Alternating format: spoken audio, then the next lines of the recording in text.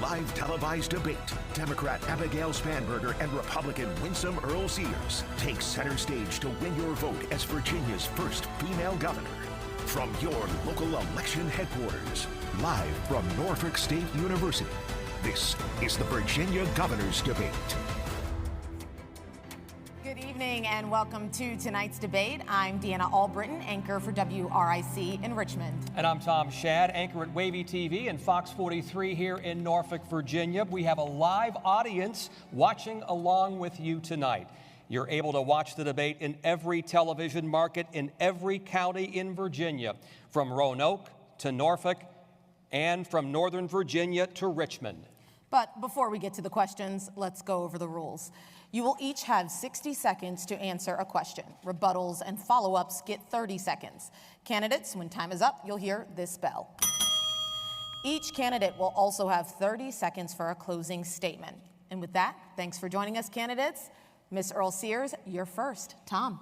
Thank you, Deanna. We want to begin tonight with a topic that may be the only thing that unites all residents of the Commonwealth of Virginia, the dreaded car tax.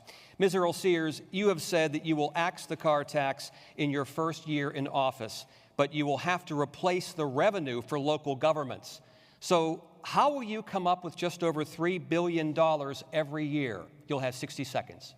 Yes, thank you for having me, and it's a wonderful time to be here, this momentous occasion. This is my former place that I actually represented, Norfolk State University. So on the car tax, we could have gotten rid of that this year because Governor Youngkin put it in his budget that we could get rid of it, but unfortunately the Democrats decided against that, and so my opponent, she says she's going to get rid of it too, but she's going to have to ask her side of the aisle how to do that. So we had the money, we can do it, but really what I want to ask, this first question is, Abigail, when are you going to take Jay Jones and say to him, you must leave the race? He has said that he wants to murder his political opponent, and not only that, but his political opponent's children, 2 and 5 years old. Ms. Earle-Sears, we're going to get to that question in a moment, but first we're talking about the car tax. I'd like her to answer the question. We're talking about the car tax right now. Well, that was still my time.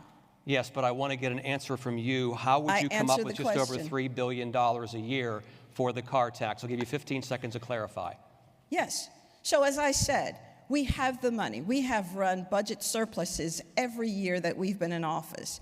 Over $10 billion, $9 billion of which we've given back to the Virginia taxpayer. That's serious money, and the taxpayers want that. And when I am governor, I'm going to have a form that says, check here if you want to pay more in taxes. But my opponent needs to answer about Jay Jones. Your time's up, Ms. Earle-Sears. Ms. Spanberger, you've said that you'd like to get rid of the car tax. Will you make a commitment here tonight that you will make that a priority, and where do you intend to find the money for local governments every year if that tax is eliminated? You have 60 seconds. The car tax is the most hated tax in the Commonwealth of Virginia, and in fact, that has been the case for many, many years. My husband, Adam, who is here this evening, actually wrote a paper in high school about the hated car tax. And year after year, many people make promises about getting rid of the car tax, but without a plan to do it. Unfortunately, my opponent, when in the legislature, had the opportunity to lower the car tax by 10% and voted against it. Now, in the 4 years that she has been the lieutenant governor, she hasn't made the effort or endeavored to get rid of this tax. And in fact, I will work with anyone, please, to Democrats, Republicans, local and state officials to finally get rid of this most dreaded tax. In fact, it requires significant planning and cooperation. But I have a history of getting rid of hated taxes during my time in Congress. I repealed with bipartisan support an unfair tax on firefighters, police, and public servants. I have gotten rid of a hated tax in the past by building a coalition, and I will do it again. So, Ms. Spanberger, how would you come up with just over $3 billion to fund that car tax for local governments? It requires bringing people together, Democrats and Republicans, to put any and all possible paths forward on the table. You are correct that we need to ensure that the loss of the car tax doesn't mean loss of funding to our public schools and to our first responders. Let her clarify. And so in working together, we will work to not only repeal this tax, which of course also requires a constitutional amendment, but ensure our communities are funded. Your time is up. It doesn't require a constitutional We're going to move amendment. on to the next Just topic. a decision. Deanna. Thanks, Tom. Our next question is about the temperature and tone of political speech. The first example has been shaping the race for governor and attorney general for the past week. You both will have a chance for rebuttal. Democratic Attorney General nominee Jay Jones admits he sent text messages to a colleague referencing former Republican House Speaker Todd Gilbert. Here's what he wrote. Jones. 3 people, 2 bullets. Gilbert, Hitler, Pol Pot. Gilbert gets 2 bullets to the head. Spoiler, put Gilbert in the crew with the 2 worst people you know, and he receives both bullets every time. Colleague. Jay, please stop. Jones. LOL, okay. I mean, do I think Todd and Jennifer are evil and that they're breeding little fascists? Yes. Colleague. You were talking about hoping Jennifer Gilbert's children would die. Jones. Yes, I've told you this before. Only when people feel pain personally do they move on policy. Jay Jones has apologized and says he takes full responsibility for those messages. Ms. Spanberger, you have called the comments disgusting and said you condemn violence. The question for you tonight is, were you aware of these messages before they were released publicly, and will you continue to endorse Jay Jones as the next Attorney General of Virginia? You have 60 seconds. The comments that Jay Jones made are absolutely abhorrent. I denounced them when I learned of them, and I will denounce them every opportunity I get. As a mother, as a public servant, as a candidate for governor, I denounce them. And it is important that candidates always denounce violence on no matter which side of the aisle. Violence, violent rhetoric, we should always be focused and forceful in our denouncement of it. Are you going to tell him and to get importantly, my opponent, unfortunately, only denounces violence when her side is the target. I hope like that, into Abigail. the future she will endeavor to denounce violent rhetoric and violence no matter who the victim. And tonight, Lieutenant Governor Earle-Sears, I will say, you routinely referred to me as your enemy. Just please give her a chance to respond. You routinely refer to me as your enemy. I'm not your enemy. You are not my enemy. We are political opponents, and tonight voters are here to listen to the policy differences that we have. So as we move forward, we must continue to set a good example for all of our children. Thank you, Ms. Spanberger. I didn't hear an answer there on the endorsement issue, so I want to just make sure. Will you continue to endorse Jay Jones to be the next Attorney General of Virginia? And were you aware of these text messages before they released? You have 30 seconds. In fact, it appears that it was those who released the text messages and held them for years. So the public was unaware who had knowledge of these text messages for many years. What did you do about it? I learned of these text messages the day that they came out, and I denounced them as soon as I learned of them. She denounces murder. And importantly, at this point, as we move forward, the voters now have this information that was withheld for them, you're running to presumably for Ms. political Earle-Sears, reasons. But the voters now have the information, and it is up to voters to make an individual choice based on this information. Ms. Spanberger, I understand what you're saying about the voters, but for you yourself, do you still continue to endorse Jay Jones? 15 seconds, yes or no? We are all running our individual races. I believe my opponent has said that about her lieutenant governor nominee. Ms. Earle-Sears, and it's up to every person to make their own decision. I am running my race to serve Virginia, and that is what I intend to do. Thank you, Ms. Spanberger. We just want to clarify, what you're saying is that as of now, you still endorse Jay Jones as Attorney General. I'm saying as of now, it's up to every voter to make their own individual decision. I am running for governor. I am accountable for the words that I say, for the acts that I take, for the policies that I have put out. Thank you. I am responsible for the policies I put out and the work I will endeavor to do tirelessly You are for the responsible people as of governor. Virginia. Thank you, Ms. Spanberger. Ms. Earle-Sears, before we get to rebuttals, because we will get to rebuttals, we have a question for you. While there is no equivalency, this next example does speak to the divided nature of our country. During the Charlie Kirk Memorial, President Trump said, quote, "I hate my opponent and I don't want the best for them." Is there a place for that kind of political speech? You have 60 seconds. Well, I think as everybody knows, I'm a Christian. I'm a Christian before I'm a Republican, and I'm required to forgive people. And it's hard sometimes when somebody has abused you, etc., but it's something you must do, because not to forgive is almost like, as someone said, you drink poison thinking that it's going to affect the other person. And I want to live a decent life, and I don't want to not have peace in my life. And so as I've said before, I would not say that.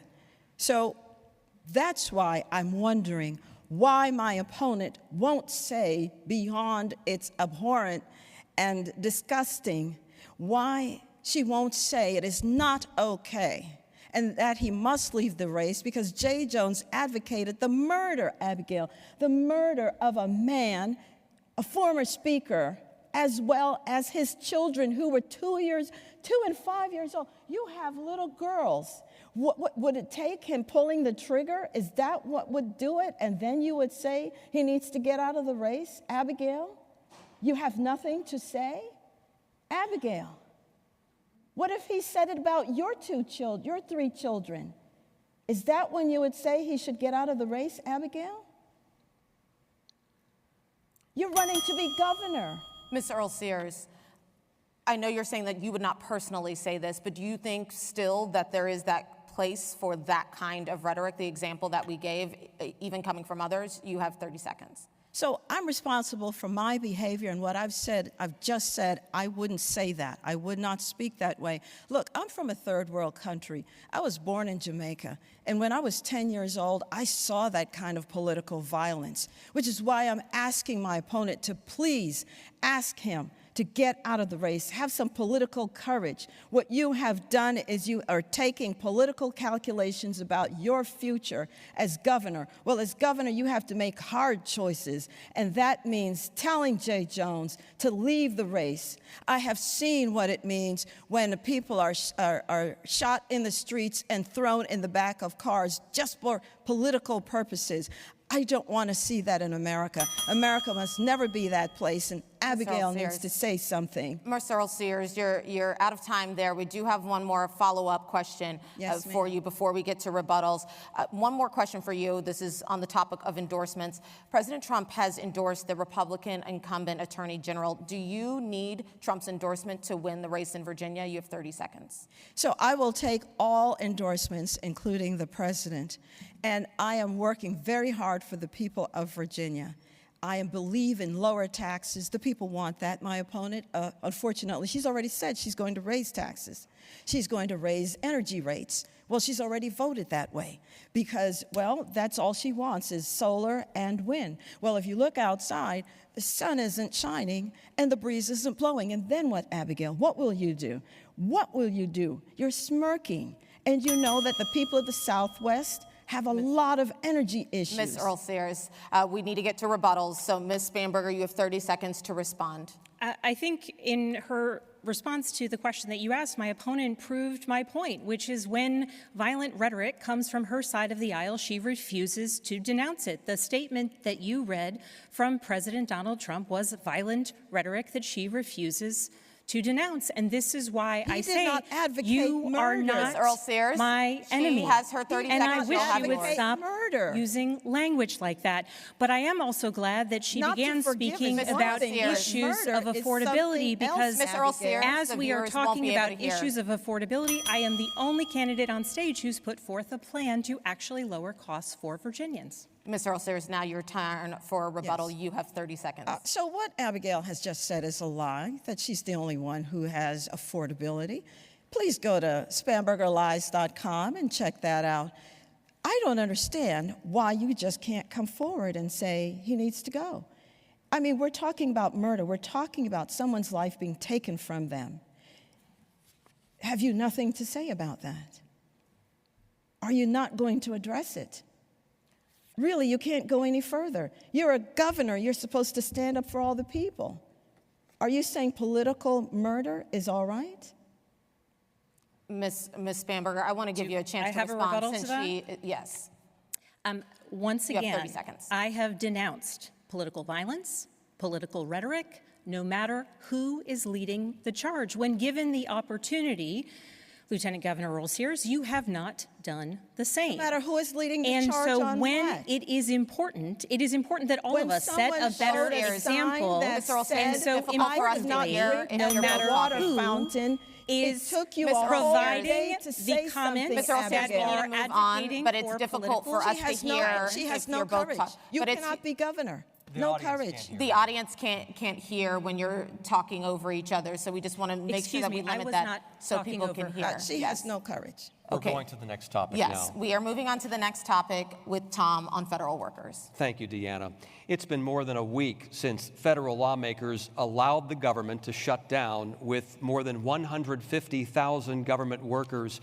Virginia is facing the brunt of the impact. So, Ms. Earle-Sears, knowing its impact on Virginia, if you were governor now, would you ask the president to use his power to work with Democrats to reopen the government? You have 60 seconds. So my opponent, all summer long, has been playing political football with federal workers by trying to say that she loves them more than anyone else.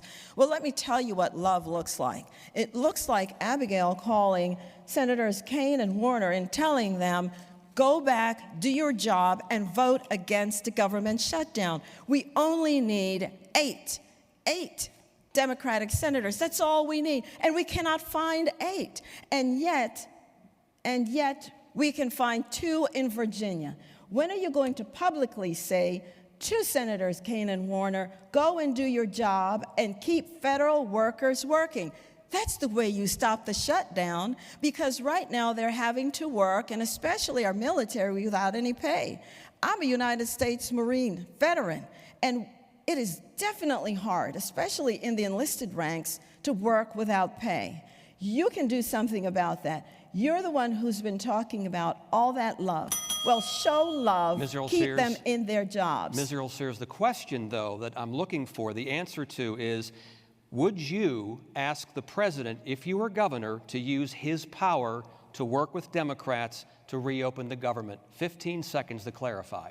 So the president has already said that he would do that. But you know, before anything gets to the president, it's in the Senate right now. The House Republicans have voted, and it's in the Senate. And all we need for it to get to the president so the shutdown stops is 8 Senate Democrats. That's just it. 8 Senate Democrats, and we cannot find any because they're playing political football, as you have been, Abigail, all this time. Love is a verb. It's a show me. It's a doing. Love is not a shutdown. When are you going to ask Senators Kaine and Warner to please keep federal workers working? All right, we're going to go to Ms. Spanberger next on this one. Knowing the shutdown's impact on Virginia, if you were governor now, would you urge the 2 Democratic senators to vote to reopen the government until a deal can be worked out with Republicans? You have 60 seconds. Well, importantly, when I was in Congress, when I entered Congress, I entered during the longest government shutdown in history. And 2 weeks into my time in Congress, I went to the White House. I sat down in the Situation Room with a group of Democrats and Republicans and President Trump, urging him to come to the table, urging him to make a deal. That is how we started the path towards ending the government shutdown, with leadership from the president. The current lieutenant governor of Ms. Virginia Earle-Sears, let Ms. has Spanberger not finish. stood up for Virginia workers, because right now, at this moment, when Virginia's federal workforce and contractors and communities across the Commonwealth are suffering because of this government shutdown, it is only increasing the challenge that they are facing after months and months of the attacks from this White House under DOJ. The entirety of that time, my opponent has made light of federal workers losing their jobs, saying I'd like it's a rebuttal, not please. a big deal. So just to clarify, and that everyone loses their jobs. Ms. Spanberger, time is up, but just to clarify then, you would not urge the 2 Democratic senators to work with Republicans to reopen the government? To clarify, I would encourage everyone, our Democratic senators, our Democratic House members, our Republican House members, to work together and drive Ms. Earle-Sears, an effort please. Thank you. Continue. to come back to the table. Everyone from Virginia, the most impacted state in a time of shutdown, as our communities are suffering after months of DOGE and attacks on our federal workforce. Ms. Spanberger. Everyone in Virginia should be coming together and urging the president time's up, to Ms. restart Spanberger. negotiations. We are going to move on to the next topic, which is data centers, and my colleague Am Deanna. I not going to get a rebuttal? She's attacked me. Am I not going to get a rebuttal? I'll give you 15 seconds. Thank you very much. So you've heard a lot of words from my opponent, and she's talked about DOGE, and you know, I'm the one who started a men's prison ministry. Of course I care about people. It was one of the best things I did. We've created over 265,000 jobs. I know what it's like to lose a job. How could I make light of it? But my opponent has cut and spliced my words so that it will look like I did not care. Ms. Earle-Sears, time is up. Next topic, data centers with my colleague Deanna. Thanks, Tom. So data centers are expanding across Virginia, increasing power demand and expected to raise energy bills even more for all Virginians. Ms. Spanberger, what is your plan to make sure data centers have the power they need and Virginians don't get stuck with the bill? You have 60 seconds. Absolutely. So data centers are coming to Virginia, and many localities want to welcome them. And it's important that they pay their fair share. And as governor, I will ensure that data centers pay their fair share. But we have a challenge looking towards the future as it relates to our energy generation here in the Commonwealth. We are the largest net importer of energy in the country. And that requires real leadership in contending with what is an impending energy crisis. And unfortunately, as we see an impending energy crisis, my opponent has supported efforts from the Trump administration to take millions and millions of dollars of energy investments away from Virginia. This is all the while that energy costs continue to rise for Virginians. That is why in my affordability plan, I laid out plans to reduce the cost of energy here in the Commonwealth. Ms. Spanberger, as a follow-up, you stated the data centers must pay their fair share. So what does that look like exactly to you? Are you committing that to Virginians not seeing more price hikes? You have 30 seconds. Absolutely. So importantly, there is currently an SCC case moving forward. And so pending the results of that case as it moves forward, it may require action within the General Assembly to ensure that large utility users like data centers are paying their fair share for the energy that they consume. For anyone who wants to view the further plans that I have to reduce energy, it is at affordablevirginia.com. Thank you, Ms. Spanberger. Ms. Earle-Sears, what is your idea for offsetting the high costs of data centers, energy demands, and preventing additional rate hikes for Virginians? You have 60 seconds. So the Virginia Clean Economy Act, when it was passed, every single Democrat voted for that. Every single one. And by the way, my opponent, Abigail Spanberger, has supported it. Well, let me tell you what it did. Speaking of no energy, it took 11,000 megawatts of power immediately off the grid, Abigail, without anything to substitute for it. And all you want, again, is wind and solar. Well, you know, it's that little thing called the technology revolution that's still happening. And it's that little thing called the, industrial revolution that's still happening. Businesses need power. What are you going to do about that? Well, let me tell you what we are doing. We have started in the Southwest a micro-reactor program to see how we can bring energy to the Southwest and make it a regional energy hub, as a matter of fact. Ms. Earle-Sears, you're out of time, but I do want to follow up there. So the question was, what is your plan for offsetting those high costs of data centers, energy demands? What is your plan for making sure Virginians don't get stuck with the bills? So 30 seconds. So what we need is an all-of-the-above approach to energy. We need clean coal, we need oil, we need nuclear, we need natural gas, and we need, renewables. My opponent's only plan is solar and wind. Well, what happens when the sun goes down? There is nothing. Ms. Earle-Sears, Ms. Earle-Sears, we do need to move on to the next question. All right, thank you, Deanna. We have a question tonight from a Norfolk State University student. Let's listen. Young people are leaving Virginia for more affordable housing and better job opportunities. What initiatives or policies would you implement to make Virginia a more attractive place for young professionals to live, work, and build their future? Ms. Earle-Sears, we'll start with you. How do you respond to the students' economic concerns? Yes, so what we have done in Virginia, and what we're continuing to do, is we're bringing jobs here because we want our children who are born here, raised here, we want them to stay here, and we want them to do very well because we want them to create generational wealth, and a good education will do that. But when the education happens, they also need the jobs. And I don't know if you've been seeing, but we have created over 15,000 new business startups. Never existed until we came into office. New business, high-paying startups.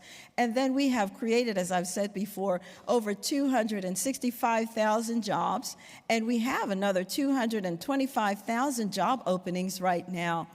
And you know, I was just with the Governor Youngkin, out in Charlottesville, where Afton Scientific announced 200 more jobs. Thank you very much. And Ms. Spanberger, what economic policies or initiatives would you implement to make Virginia an attractive place for young professionals to live, work, and build their futures? You have 60 seconds. Importantly, I want to thank the students of Norfolk State for welcoming us to this campus, to the faculty and the administration. Thank you for hosting this incredible event here. And the young woman raised an incredibly important point, which is we attract people to our universities from across the country, and we should want, and I do, and as governor, I will want to ensure that when they graduate, they will stay in Virginia to start a business, to start a family, and to start their career. The challenges, though, that she mentioned are housing costs and affordability issues. In fact, during the time that the Lieutenant Governor has been in office, the cost of buying a house has gone up 18%. The cost of renting a house has gone up 14%, with just 11% increase even just this last year, the third highest in the whole country.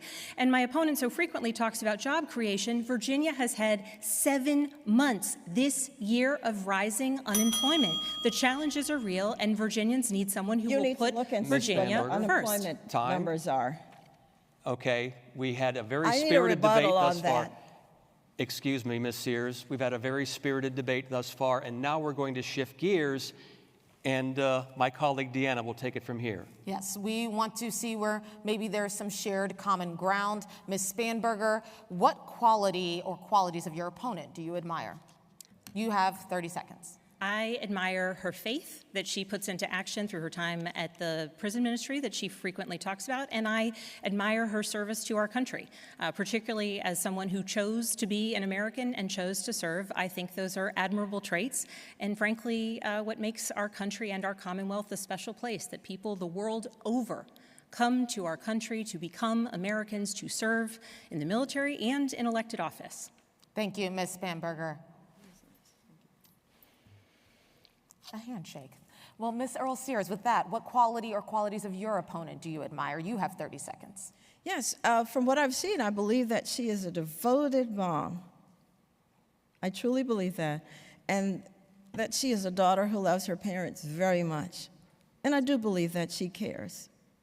Thank you, Ms. Earle-Sears. Well, we have many more topics up for debate tonight, including transgender issues and reproductive rights. We will be back after this quick break.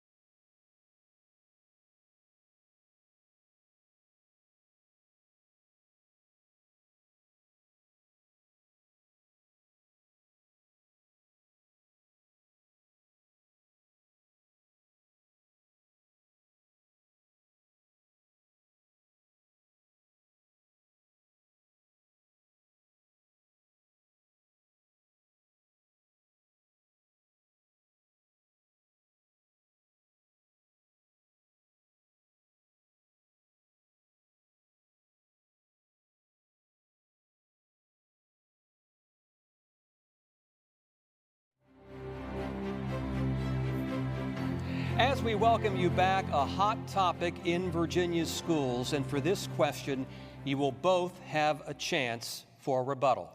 Ms. Spanberger, we're going to start with you. Focusing on a K-12 school system, should transgender girls who are biological males be allowed to use girls' bathrooms and play on girls' sports teams? You have 60 seconds. I'm a mother of 3 daughters in Virginia public schools, and nothing is more important to me than their safety and their experience in schools. I'm also a former federal agent, and I work to investigate crimes against children. And so nothing is more important to me than the safety of all of our children. And that work, in part, has earned me the endorsement of Virginia's Police Benevolent Association. So would you tell Steve Ms. Descano Earle-Sears, to not Ms. Spanberger is to talking. Please let her On finish. issues related to what's happening in our schools and each individual community, I think it's important that we have parents and teachers and administrators making decisions about their individual schools, not politicians. And if we are talking about the safety of our children, I would ask why my opponent continues to support efforts to defund public safety, an effort carried on continually by this Ms. administration. Spanberger, once again, the question was, should transgender girls who are biological males be allowed to use girls' bathrooms and play on girls' sports teams in K-12? You have 15 seconds to clarify. In cases across Virginia, I think it's incumbent upon parents and educators and administrators in each local community to make decisions locally. That's what this is about.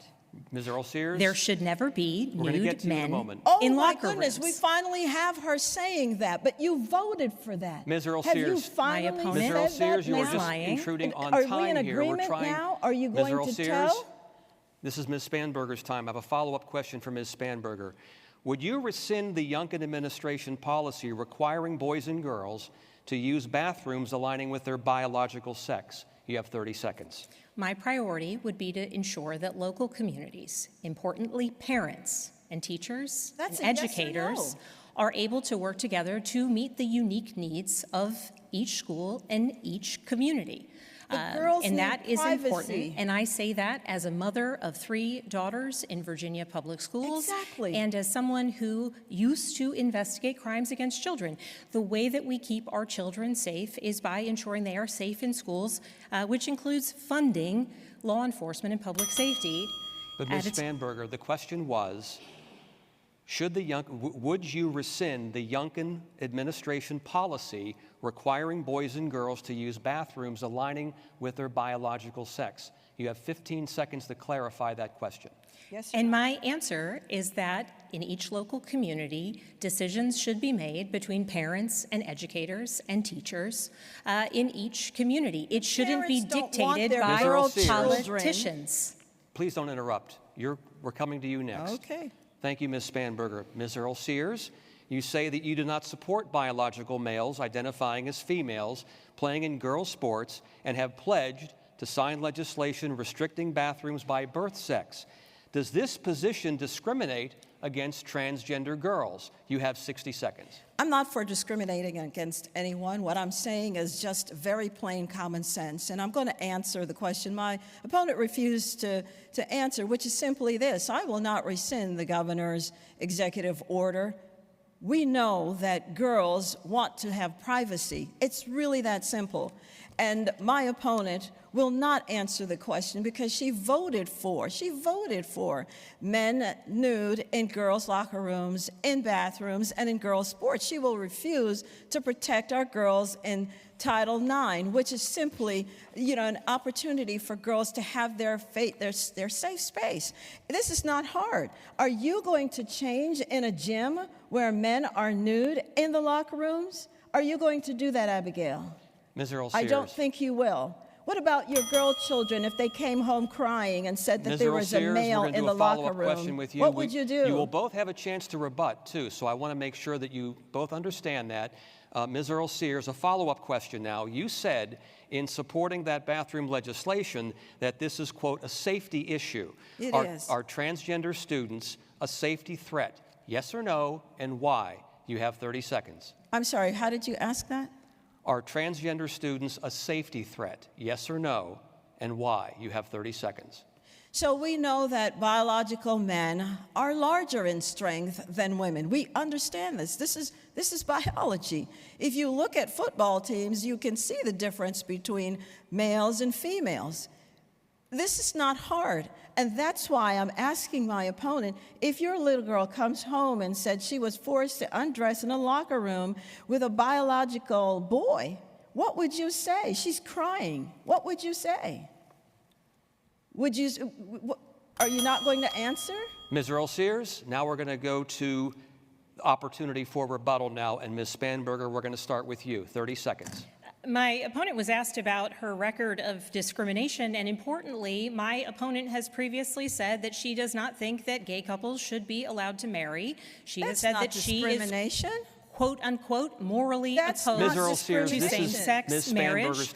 My opponent has also previously said that she thinks it's okay for someone to be fired from their job for being gay. That's discrimination. Ms. Spanberger, your time is up. And now, Ms. Earle-Sears, it's your turn for rebuttal. Yes. You have 30 seconds. Yes. So again, I want you to go to SpanbergerLies.com. Listen, she's talk about defunding and all that. You know who voted to defund the police? You did. When you voted for the Justice and Policing Act. You voted for that, and you took money from the PAC that said we must defund the police and get rid of their qualified immunity. When are you going to give back that money? Thousands of dollars. I will not defund the police or get rid of their qualified immunity. We have other topics to get to. We're going to move on now to reproductive rights. Deanna? Thanks, Tom. Abortion is legal in Virginia through the second trimester with limited third trimester exceptions. There's also a push to codify abortion access in our state constitution. Ms. Earle-Sears, you have supported both a 15-week and 6-week abortion limit. As governor, what would you advocate for? You have 60 seconds.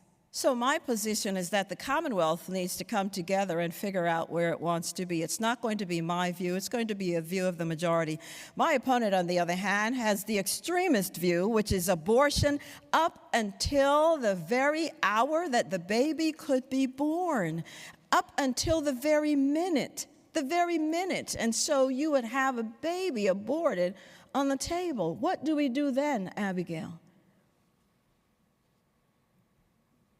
Ms. Earle-Sears. What do we do with a full live baby aborted on the minute it could be born? Ms. Earle-Sears, I need you to ask the question that I'm asking. I'm asking the questions here, and so I want to know about what would you advocate for in terms of a limit. I know that you just said it's not about your view, but you will have veto powers if you became governor. So what would you be willing to support as governor? So you have 30 seconds. So I've answered the question. I've said it's not my view. It's going to be what the majority of Virginians want. And by the way, there's a constitutional amendment, and the voters will make that decision. Thank you, Ms. Earle-Sears. Ms. Spanberger, you say you want to keep Virginia the last bastion of reproductive freedom in the South. Do you support any limits on abortion? You have 60 seconds. When the Dobbs decision was made, it was very quickly clear that state after state would move to restrict abortion access, as my opponent has previously supported. In states where they further restricted abortion access, women have died. Women pregnant with very wanted children, women with ectopic pregnancies were sent home, and women have died. If my opponent were to become governor, that is what she would inflict upon Virginia. Ms. Earle-Sears, I support the Roe standard. If you're talking over Ms. Spanberger, I support the Roe standard. I support the constitutional amendment that is moving forward that makes clear the. Ms. Earle-Sears, it's difficult to hear Ms. Spanberger if you're talking over her. I support the Roe standard, which is what this codification of a constitutional amendment moving forward would be. That's what I will support as governor, though I will not have a vote on it. I will support it. But importantly, my opponent has threatened murder to women who have had abortions. That is not the type of leadership we need here in the Commonwealth. You're out of time. I just want to follow up. I need a rebuttal. Ms. Earle-Sears, I have to follow up right now because it was difficult for me to hear Ms. Spanberger, and I need to make sure that I have clarity on her answer. So just to be clear, Are there any limits that you support in terms of abortion access, including for minors? You have 30 seconds. I support the current laws within Virginia, which include limits on minors obtaining abortions, which include limits after the second trimester. I support those, the current laws here in the Commonwealth of Virginia, and that is what is moving forward as a constitutional amendment here in the Commonwealth of Virginia. Thank you, Ms. Spanberger. We are now going to move on to immigration. I thought I was going to get an opportunity to rebut. We're moving on to other topics. We have a lot to cover tonight, Ms. Earle-Sears, so we'll get to you in a moment on a different topic. For now, it's immigration and public safety. We're going to start with Governor Glenn Youngkin has tasked Virginia State Police with helping ICE to remove people living in the country illegally. Ms. Spanberger, we're going to start with you. You've said using local and state police for ICE raids is dangerous. Are there any situations in which you would support local law enforcement assisting ICE? You have 60 seconds.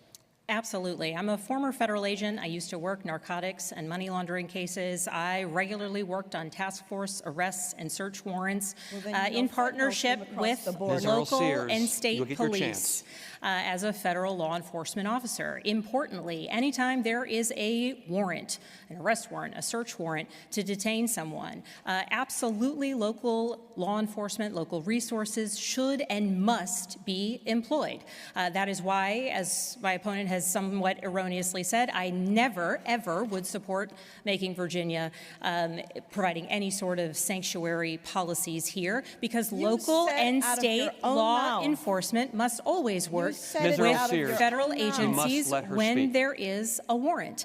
Importantly, what I have been talking about, and anytime there is someone with any level of criminality, someone wanted for a criminal offense, absolutely that cooperation shouldn't just occur, but it must. Thank you, Ms. Spanberger. Now, Ms. Earle-Sears, you've said you support local law enforcement's involvement with ICE raids, but critics argue that in high immigrant communities, they're seeing fewer people reporting crimes and cooperating with police. Now, are you concerned about those negative impacts to public safety? You have 60 seconds. So I'm just going to say, folks, go to SpanbergerLies.com. I think we're about up to number 10. She's accused me of murder, which is very interesting because the very person who spouted murder, you won't even say that they should get out of the race, and now you're talking about this? My goodness gracious. We have found 4,000 illegals who are criminally here, and the number 3 MS-13 gang leader here we have found communist Chinese gangs here, we have found cartel members here, and they're here because my opponent did not vote to shut down our borders. And because of you and that vote, fentanyl came across the borders and killed 5 Virginians every week. Where were you when we needed you for that vote? And then out of your own mouth, Abigail, you have said the first thing you're going to do is to make Virginia a sanctuary state. I didn't say that. You said Ms. that. Earle-Sears, that's your lie, Ms. if you're Earle-Sears, going to say that. your time is up, and the question was, are you concerned about people not being able to or not cooperating with police, those people who are here possibly illegally for fear of being deported? That was the question we were looking for, the answer to that question. You have 15 seconds to clarify. So as an immigrant to this great country, I understand that the first part of obeying the laws of the country is that we have to obey the laws of the country. And I am focusing on those who are criminally illegally here. And we don't need them here. And my opponent did not vote for the Lake and Riley Act, which simply said if you're criminally illegally here, murderers, rapists, pedophiles have to go back home. We're going to move on to the next topic, education, with my colleague Deanna. Thank you, Tom. Now on the topic of education, educating children in the Commonwealth is a top issue for Virginia voters in this election, as it was 4 years ago. Ms. Earle-Sears, you have stated you want parents more involved in their children's education. Would you include parents in designing school curriculum, or should that be left up to the educators? You have 60 seconds. Yes, so I absolutely believe that parents ought to be involved in their child's education. You know, I am my child's first teacher, and I don't co-parent with the government. And so that's why I strongly support parents being involved in education. But you know who doesn't? My opponent, Abigail Spanberger. She had the opportunity to vote for the Parents' Rights Act, but she didn't. It simply said this: if the curriculum is being changed, then I need to know as a parent. Abigail, why did you vote against parents on that? And it also said, if my child is not on grade level, reading, writing, arithmetic, all of that by the 3rd grade, then I as parent needs to know. Abigail voted against the parents knowing where their child was by the time they were on grade level. Why would you do that? Why are you voting against parents? Why are you not voting for them? Then she voted against the parents knowing whether there was violence in the schools. Abigail, this is a simple question. Why did you vote for that? Why would you vote for parents not knowing if violence is being committed? Ms. Earle-Sears, I have a follow-up question for you. Ma'am. I'm specifically asking not just about general involvement in education, but about designing the school curriculum more specifically. So is that something you believe parents should be involved in, or do you believe that educators should be taking the lead and it should be left up to them? You have 30 seconds. As I said, parents, we are their parents all day, twice on Sundays. We are their parents. We must be involved. How will we know what is happening in the schools? How will we know if our children are being educated? You know, when Ralph Northam, the Democrat governor, voted to shut down government, he shut down our schools, and as a result, there was a learning loss. And my opponent, Abigail Spanberger, when we wanted to reopen the schools, the governor immediately said upon inauguration, the schools must be open. Abigail said, no, they must be out for a whole semester. She took all that money from the teachers union, and that's what they wanted, and that's what she voted for. Ms. Earle-Sears, you're out of time. Ms. Spanberger, should the governor and state agencies decide which books are in school classrooms, or should parents have a voice in that decision? You have 60 seconds. I'm a mother of 3 daughters in Virginia public schools, and just this week I have spent time at my daughter's school for a school event, and I have emailed with another one of my daughter's teachers about her ongoing work. So she should be advised that I've had some of that communication. But it is important that parents are involved every step of the way, as I have been. Then in why fact, did you vote against with the my Rights Act? with my 9th please. grade daughter, who is actually here with us in the audience, it's because of communication from her teacher that I purchased the books that she'll be studying. Parent engagement is extraordinarily important, and I support the strength of our public schools because public schools across Virginia provide opportunity. They provide opportunity to students everywhere.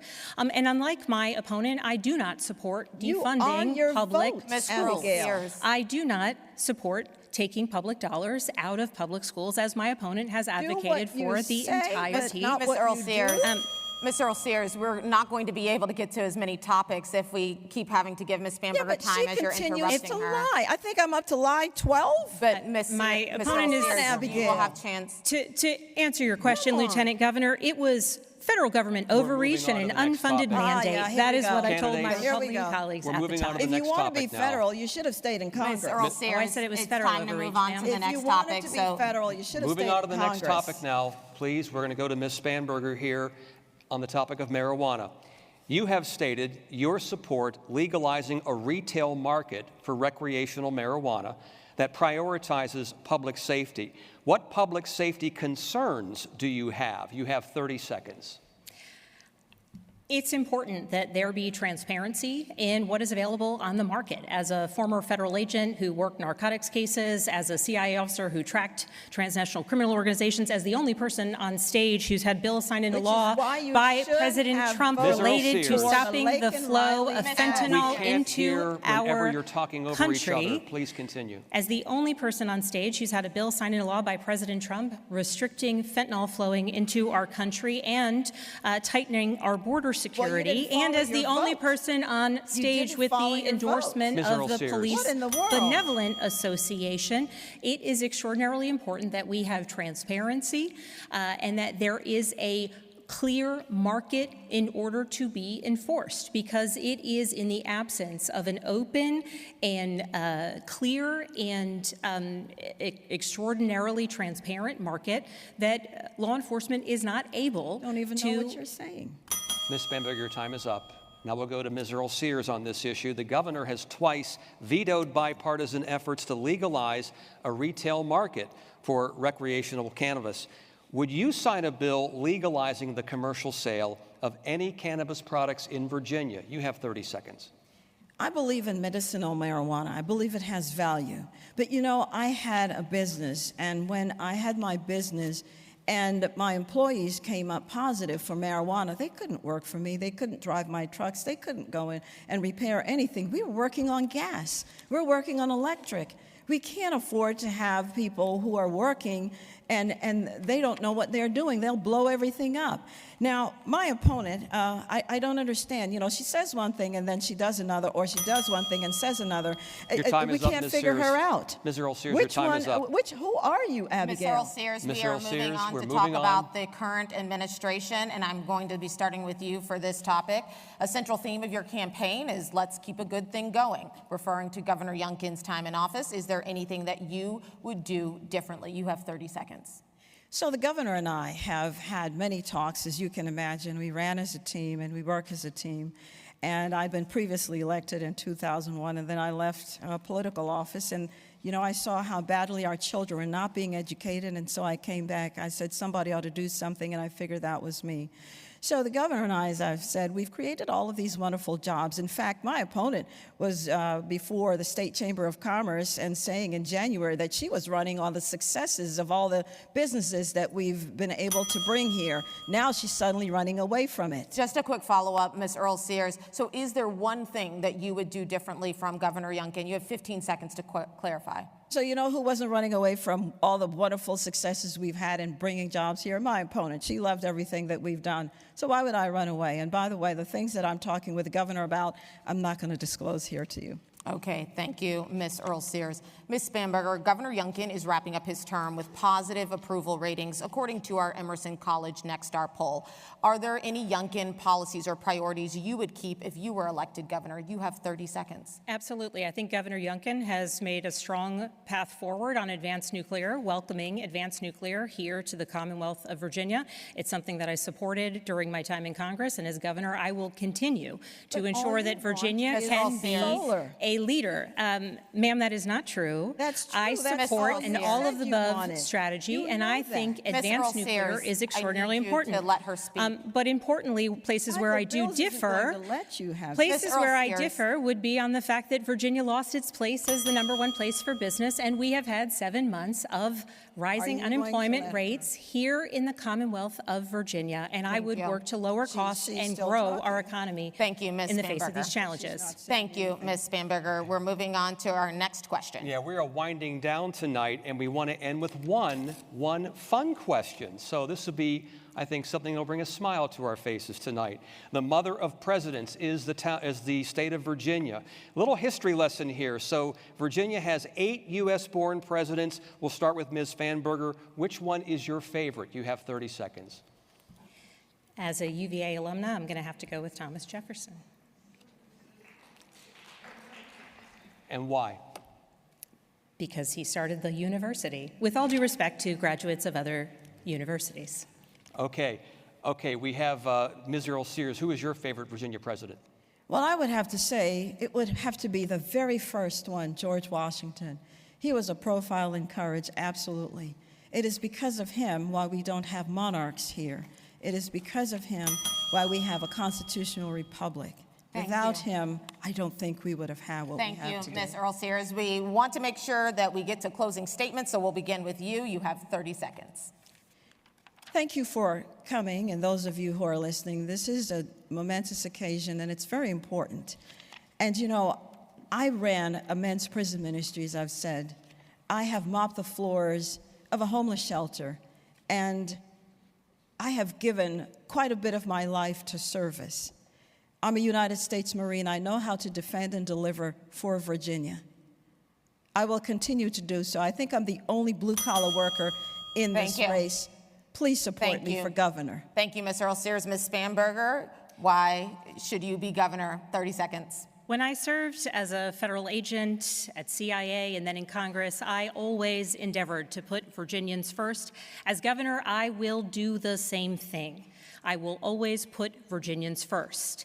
And importantly, at this time when we are seeing attacks on Virginia's healthcare, Virginia's workforce, and the tariffs that are wreaking havoc on our communities, my opponent has not done the same, putting her allegiance to Donald Trump first, no matter the cost.